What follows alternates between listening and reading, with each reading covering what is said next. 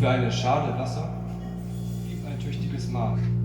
Für einen freundlichen Gruß neige dich rasch zur Erde. Für einen bloßen Pfennig zahle zurück in Gold. Wer dein Leben rettet, dem enthalte das Leben nicht vor.